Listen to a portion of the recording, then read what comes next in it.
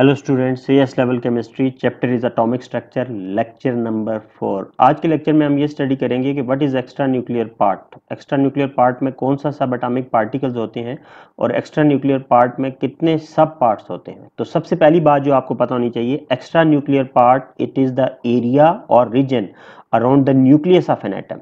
तो जो भी एरिया या रीजन न्यूक्लियस के अराउंड होता है एक एटम में, उसको हम एक्स्ट्रा न्यूक्लियर पार्ट कहते हैं। और एक्स्ट्रा न्यूक्लियर पार्ट में जो सब एटॉमिक पार्टिकल प्रेजेंट होते हैं दे आर इलेक्ट्रॉन्स। और ये जो इलेक्ट्रॉन्स होते हैं एक्स्ट्रा न्यूक्लियर पार्ट में, they are not static, they are moving around the nucleus. और जब ये मूव करते हैं दे फॉलो सर्कुलर पाथ्स। इन सर्कुलर पाथ्स को जिनमें इलेक्ट्रॉन मूव करते हैं हम कॉमनली कहते हैं शेल्स। लेकिन शेल्स के अलावा भी इन सर्कुलर पाथ्स के 2-3 नेम्स हैं जो आप अपने माइंड में याद रख सकते हैं। इन शेल्स को हम लोग क्वांटम शेल्स भी कहते हैं, इन शेल्स को हम लोग एनर्जी बैंड्स भी कह सकते हैं, इन शेल्स को हम एनर्जी लेवल्स भी कह सकते हैं। तो आप इनमें से कोई भी नेम कहीं पे लिखा हुआ देखें तो आपके माइंड में आनी चाहिए ये बात कि ये शेल्स का ही दूसरा नाम है। Shell can be known as quantum shell, energy level, energy bands. अब जो माइंड में क्वेश्चन आता है कि इन शेल्स को हम क्वांटम शेल्स, एनर्जी लेवल या एनर्जी बैंड्स क्यों कहते हैं। तो क्वांटम जो है, क्वांटम का मीनिंग होता है पैकेट, बंडल ऑफ एनर्जी। तो ये शेल जो हैं इनको क्वांटम शेल्स इसलिए कहते हैं because each shell it has a definite amount of energy. और ये जो एनर्जी है, ये एनर्जी कहाँ से आती है? This energy is chemical energy of electrons. और ये केमिकल एनर्जी दो चीज़ों पे डिपेंड करती है। ये केमिकल एनर्जी ऑफ इलेक्ट्रॉन जो है it is the sum of kinetic energy and potential energy. जो काइनेटिक एनर्जी होती है वो किसी भी ऑब्जेक्ट के मोशन, मूवमेंट पे डिपेंड करती है, और पोटेंशियल एनर्जी इस केस में डिपेंड करेगी distance, distance of an electron from the nucleus of atom. तो अब हर शेल में जो डेफिनेट एनर्जी है वो एनर्जी इलेक्ट्रॉन की वजह से है। और इलेक्ट्रॉन की दो टाइप की एनर्जीज हैं जो टोटल शेल की एनर्जी को कंप्राइज करती हैं। एक एनर्जी है kinetic energy, motion of electron की वजह से, और दूसरी एनर्जी है potential energy, distance of the electron from the nucleus. दूसरी बात जो हमने स्टडी की हुई है, शेल्स का एक नंबर भी होता है और शेल्स का एक नेम भी होता है। आपको ये नंबर और नेम शेल्स के याद होने चाहिए। शेल का जो कॉमन नंबर है, नंबर 1 से स्टार्ट होता है, 1 2 3 4 5 6 7। एट प्रेजेंट हमें 7 शेल जो हैं हमने डिस्कवर किए हुए हैं। हमारे जो एलिमेंट्स हैं उनमें जितने भी इलेक्ट्रॉन्स हैं वो इलेक्ट्रॉन्स 7 शेल्स में अकोमोडेट हो जाते हैं। इसलिए हमने अभी तक 7 शेल जो हैं वो डिस्कवर किए हुए हैं। इन शेल्स के नेम क्या हैं? तो अल्फ़ाबेट के आपने याद रखना है, कैपिटल अल्फ़ाबेट के से स्टार्ट करके आप अल्फ़ाबेट इंक्रीज करते जाएं, K L M N O P Q. तो ये आपके 7 शेल्स हैं, के से क्यू तक, और नंबर ऑफ शेल 1 to 7 है। अब इस शेल नंबर का भी एक और नेम होता है ए लेवल केमिस्ट्री में जो आपने याद रखना है। Shell number it is also known as principal quantum number. This is the other name of shell number, principal quantum number. और प्रिंसिपल क्वांटम नंबर को हम डिनोट करते हैं स्मॉल n से। ये जो n है इसकी वैल्यू 1 से हमेशा स्टार्ट होती है और इसकी अपर लिमिट इन्फिनिट है, इसकी कोई अपर लिमिट नहीं है। लेकिन एट प्रेजेंट अपर लिमिट जो हमारे पास है वो 7 है, लेकिन इसकी अपर लिमिट इसलिए इन्फिनिट हम रखते हैं जब फ्यूचर में कभी अगर न्यू एलिमेंट डिस्कवर होंगे तो अपर लिमिट ये जो है shell number 7 it may become shell number 8, क्योंकि न्यू एलिमेंट की डिस्कवरी के साथ नंबर ऑफ इलेक्ट्रॉन्स भी बढ़ेंगे और न्यू इलेक्ट्रॉन्स को अकोमोडेट करने के लिए हमें नए शेल्स यूज करने पड़ेंगे। तो आपने याद रखना है n की वैल्यू नंबर 1 से स्टार्ट होती है, लेकिन एट प्रेजेंट जो है नो डाउट हमारे पास जो अपर लिमिट है वो 7 है। बट इन एक्चुअल प्रैक्टिस आपने माइंड में याद रखना है कि there is no upper limit of value of n। फिर ये जो वैल्यू ऑफ n है इससे हम लोग किसी भी शेल में कितने इलेक्ट्रॉन प्रेजेंट हो सकते हैं ये फाइंड कर सकते हैं। एक सिंपल सा फॉर्मूला आपने याद रखना है जिससे आप ये फाइंड कर सकते हैं कि एक शेल में कितने इलेक्ट्रॉन हो सकते हैं। तो एक शेल में इलेक्ट्रॉन्स फाइंड करने के लिए जो फॉर्मूला है वो है 2n²। इस फॉर्मूले में जो n है, n is the principal quantum number या आप कह सकते हैं शेल नंबर। इस फॉर्मूले को यूज करके आप ना सिर्फ उन शेल्स के इलेक्ट्रॉन फाइंड कर सकते हैं जो हम डिस्कवर्ड कर चुके हैं, बल्कि जो अभी तक अनडिस्कवर्ड शेल्स हैं उनके लिए भी ये फॉर्मूला इक्वली एक्सेप्टेबल है और इक्वली यूजेबल है, आप इसे यूज कर सकते हैं। कैसे ये फॉर्मूला आपने यूज करना है मैं नेक्स्ट स्लाइड पे एक्सप्लेन करता हूं, लेकिन उससे पहले ये जो वैल्यू ऑफ एन है हमारी 1 2 3, दिस इज वेरी इंपॉर्टेंट। इस वैल्यू ऑफ एन से हम दो चीजें बड़ी इजीली प्रिडिक्ट कर सकते हैं। नंबर वन, हम किसी भी शेल का साइज बता सकते हैं कि whether that shell is small और लार्ज इन साइज, और दूसरी बात हम बता सकते हैं whether the energy of that shell is less और मोर। जैसे देखें आपके सामने वैल्यू अगर 1 हो और एक शेल है शेल नंबर 1 और एक शेल है शेल नंबर 3, तो आपको पता है कि जो शेल नंबर 3 है इसकी वैल्यू ग्रेटर है, लार्जर है। तो जितनी एन की वैल्यू लार्जर होगी उसका साइज भी शेल का उतना ज्यादा हो जाएगा और उसकी एनर्जी भी उतनी ज्यादा हो जाएगी। तो आपने सिंपल सी रिलेशनशिप याद रखनी है कि greater the value of, larger the value of N, more will be the size and more will be the energy of the shell. तो ये आपस में डायरेक्ट रिलेशनशिप है। जितनी वैल्यू एन की बड़ी होती जाती है उतना उस शेल का साइज और एनर्जी ज्यादा होती चली जाती है। फॉर्मूला यूज करते हैं। फॉर्मूला यूज करके कैसे हम नंबर ऑफ इलेक्ट्रॉन फाइंड कर सकते हैं, देखें। शेल हमें कोई बता दे, हम हर शेल में नंबर ऑफ इलेक्ट्रॉन फाइंड कर सकते हैं। जैसे जो हमारा शेल के है, के का नंबर 1 है, तो इसके लिए जो फॉर्मूला यूज होगा 2 into 1 square, 1 is the value of N. तो जब आप इस फॉर्मूले को सॉल्व करेंगे तो you can come to know कि इस शेल के में हमेशा कितने इलेक्ट्रॉन मैक्सिमम अकोमोडेट हो सकते हैं। मैक्सिमम 2 से ज्यादा नहीं हो सकते। हाँ, कभी कभी ये हो सकता है कि फर्स्ट शेल में सिर्फ एक इलेक्ट्रॉन हो। तो ये जो नंबर ऑफ इलेक्ट्रॉन है, this is the maximum limit, maximum value, maximum number of electron that can be accommodated. Shell L में देखें जिसका नंबर 2 है, फॉर्मूला यूज करें, आप बड़ी इजीली फाइंड कर सकते हैं कि इसमें कितने इलेक्ट्रॉन्स टोटल अकोमोडेट हो सकते हैं, 8। शेल एम जो नंबर 3 है, इसका फॉर्मूला यूज करें तो इसमें टोटल जो आपके होंगे वो हो जाएंगे 18 इलेक्ट्रॉन्स। इसी तरह शेल नंबर 4 में 32 इलेक्ट्रॉन्स अकोमोडेट हो सकते हैं।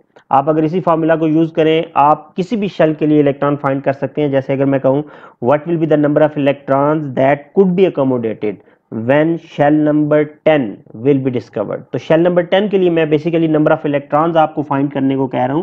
आप अगर इसी फॉर्मूला को यूज करें तो फॉर्मूला में वैल्यू 10 इंसर्ट करनी है।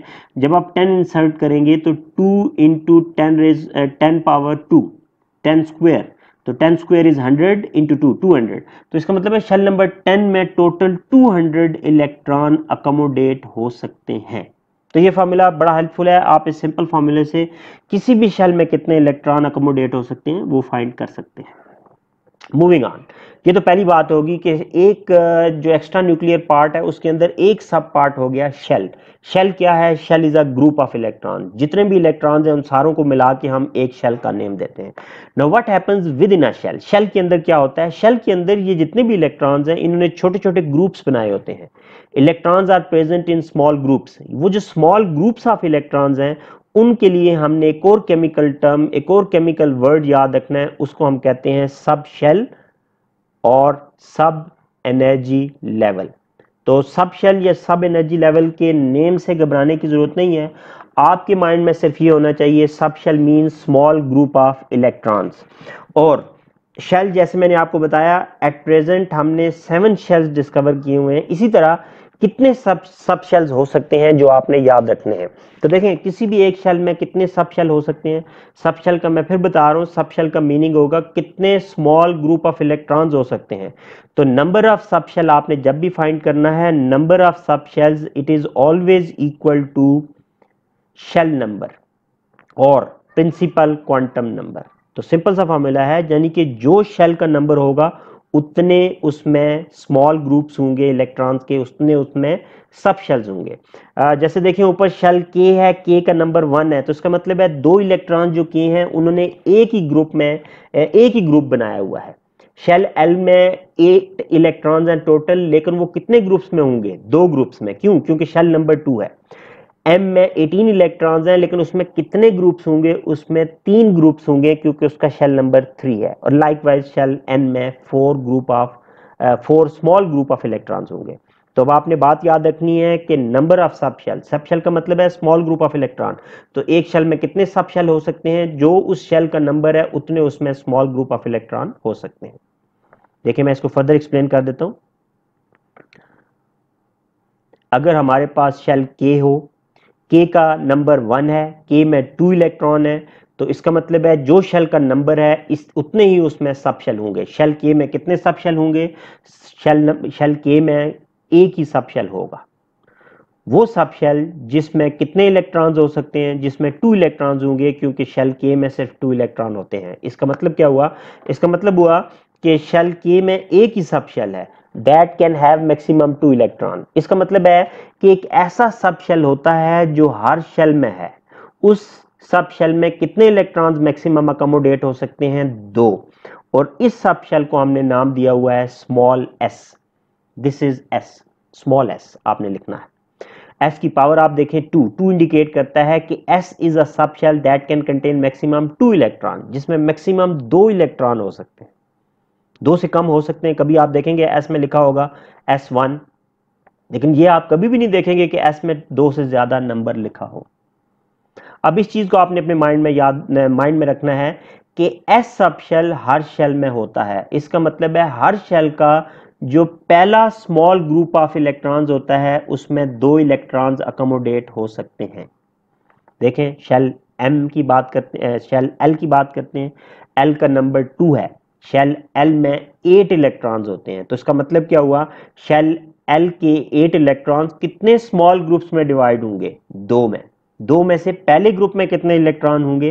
पहले ग्रुप में 2 इलेक्ट्रॉन होंगे। बाकी इलेक्ट्रॉन कितने बच गए? 6। वो 6 इलेक्ट्रॉन मिलके दूसरा स्मॉल ग्रुप बना लेंगे। तो एक बात बड़ी सिंपल सी आप यहां पे नोटिस कर सकते हैं कि सबसे पहला जो स्मॉल ग्रुप है, जो सब शेल है, उसमें 2 इलेक्ट्रॉन है। आप उसमें 4 का नंबर ऐड करते जाएं, नया सब शेल, उसके नंबर ऑफ इलेक्ट्रॉन की लिमिट आपको आइडिया होता जाएगा।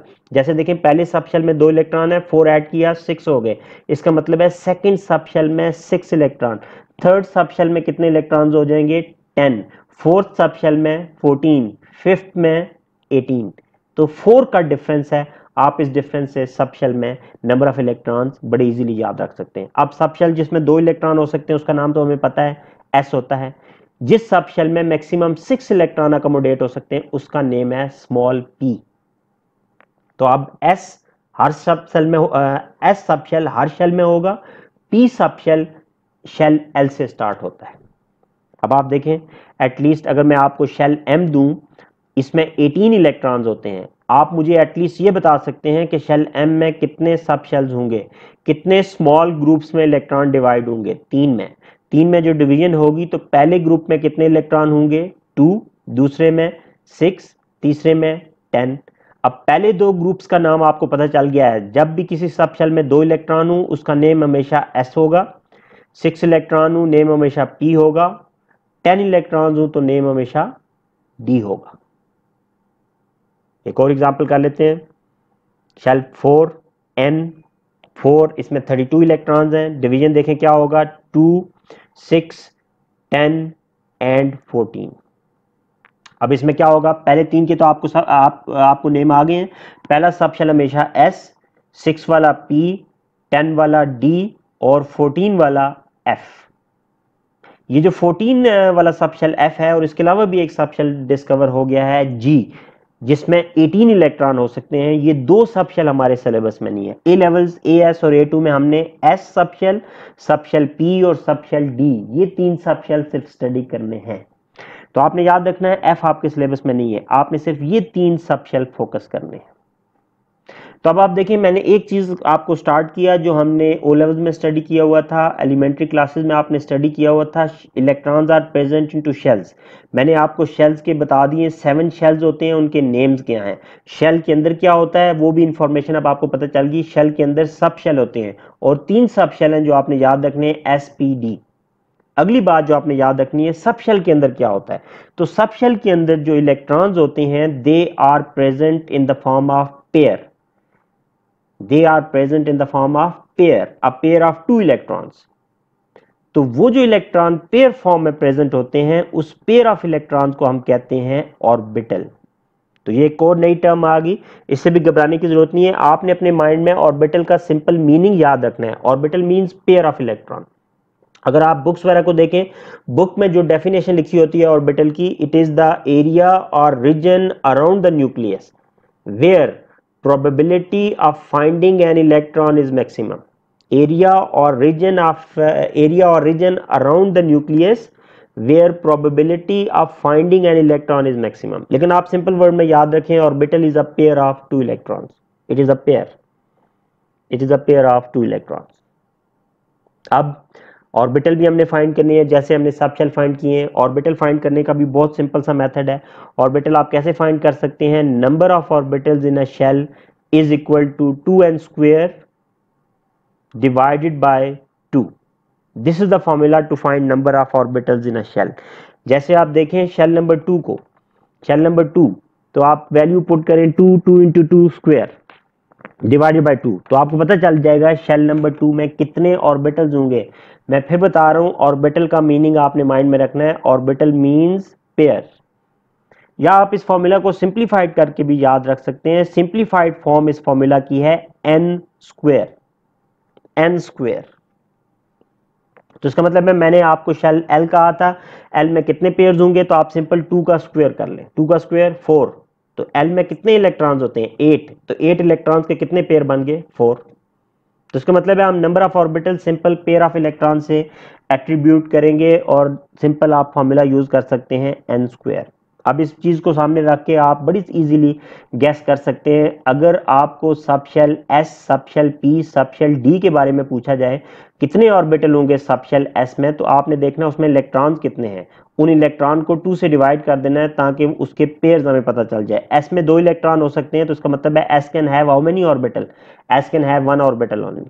P में 6 इलेक्ट्रॉन्स हैं, तो P के इलेक्ट्रॉन्स के कितने पेयर बन सकते हैं? 3, तो 3 ऑर्बिटल हो सकते हैं। सबशेल D में 10 इलेक्ट्रॉन्स हैं, तो इसमें कितने ऑर्बिटल, कितने पेयर ऑफ इलेक्ट्रॉन हो सकते हैं? 5 ऑर्बिटल या 5 पेयर ऑफ इलेक्ट्रॉन्स हो सकते हैं। तो ऑर्बिटल भी अब हमें फाइंड करना आ गया। अब हमने जो सीक्वेंस याद रखना है, शेल होता है group of electron, sub shell is a small group of electron. 3 sub shell है आपके सिलेबस में, S-P-D, S2, P6, D10, और orbital is a pair of electron. अब यहाँ पे एक इंटरेस्टिंग बात जो आपने याद रखनी है, आपको पता चल गया है कि एक ऑर्बिटल में 2 इलेक्ट्रॉन होते हैं और दोनों इलेक्ट्रॉन पे चार्ज नेगेटिव होता है। Similarly charge particle always repel each other. तो यहाँ पे कैसे नेचर ने क्या किया है ऐसा कि ये इलेक्ट्रॉन्स एक दूसरे को रिपेल नहीं करते और they can stay together, they can stay close to each other. तो सिंपल सी आपको मैं इसकी एक्सप्लेनेशन दे देता हूँ कि how an orbital can contain 2 electrons, how an orbital can contain 2 electrons. तो देखिए थोड़ा सा फिजिक्स हम यहाँ पे अप्लाई करेंगे, फिजिक्स का नॉलेज थोड़ा सा यूज करेंगे हम यहाँ पे।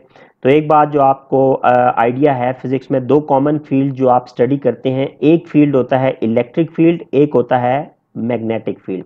इलेक्ट्रिक और मैग्नेटिक फील्ड में बेसिक डिफरेंस क्या है? इलेक्ट्रिक फील्ड होता है अराउंड आ स्टैटिक चार्ज, और अगर कोई चार्ज मूव कर रहा हो तो वो जिस एरिया में दूसरे चार्जेस को अट्रैक्ट या रिपेल करेगा उसको हम कह देते हैं मैग्नेटिक फील्ड। तो field around a static charge is electric field, field around a moving charge is magnetic field. अब आपके जो इलेक्ट्रॉन्स हैं, हम इलेक्ट्रॉन की बात कर रहे हैं, एक्स्ट्रा न्यूक्लियर पार्ट की बात कर रहे हैं। एक्स्ट्रा न्यूक्लियर पार्ट में जो इलेक्ट्रॉन्स हैं दे आर मूविंग, तो when they are moving it means which field they are inducing around them?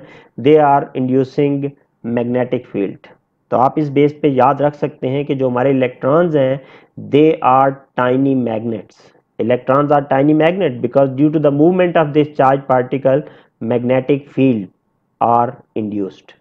अब आपको पता ये भी आइडिया है, एक ऑर्बिटल में 2 इलेक्ट्रॉन्स हैं, एक इलेक्ट्रॉन अगर यू मूव कर रहा है, ये इलेक्ट्रॉन ए है, ये जो एग्जैक्ट सर्कुलर पाथ है इसको हम बोलते हैं ऑर्बिट। ऑर्बिट, तो एक ऑर्बिटल में 2 इलेक्ट्रॉन होते हैं तो 2 ऑर्बिट हो सकते हैं। ये इलेक्ट्रॉन ए का ऑर्बिट है और ये इलेक्ट्रॉन बी का ऑर्बिट है। अब नेचर ने क्या किया है, कैसे इन इलेक्ट्रॉन्स को की रिपल्शन को ओवरकम किया है, तो इसमें बड़ी सिंपल सी बात है कि जो एक इलेक्ट्रॉन है हमारा इलेक्ट्रॉन ए, ये अगर क्लॉकवाइज मूव कर रहा है, ये इलेक्ट्रॉन ए अगर क्लॉकवाइज मूव कर रहा है, तो जो हमारा इलेक्ट्रॉन बी है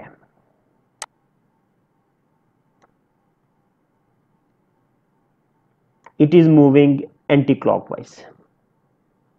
तो आप सिंपली कह सकते हैं इलेक्ट्रॉन जब भी एक ऑर्बिटल में प्रेजेंट है, एक इलेक्ट्रॉन अगर क्लॉकवाइज मूव कर रहा है तो दूसरा इलेक्ट्रॉन हमेशा एंटी क्लॉकवाइज मूव करेगा, एक क्लॉकवाइज दूसरा एंटी क्लॉकवाइज। अब होता क्या है, आप लोगों ने फिजिक्स में लेफ्ट हैंड रूल स्टडी किया होगा।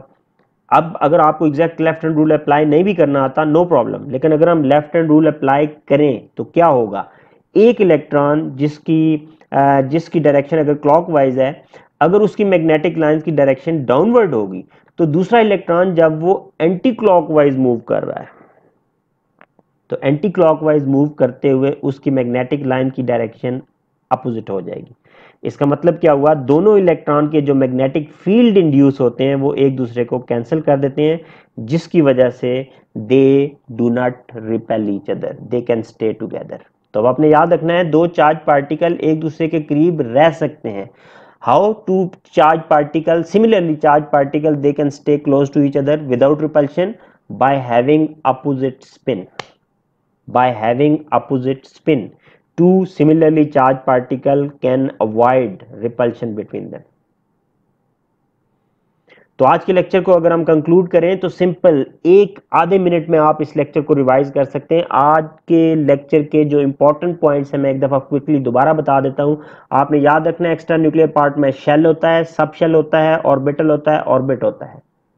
दो ऑर्बिट मिलके एक ऑर्बिटल बनाते हैं। Orbital is pair of electron. Orbitals मिलके सब शेल बनाते हैं। Sub shell is a small group of electron, और सब शेल्स मिलके शेल बनाते हैं। Shell is a group of electron. तो ये आज के लेक्चर की समरी है। मैं उम्मीद करता हूं आपको आज का लेक्चर समझ आ गया होगा। Thank you for your time.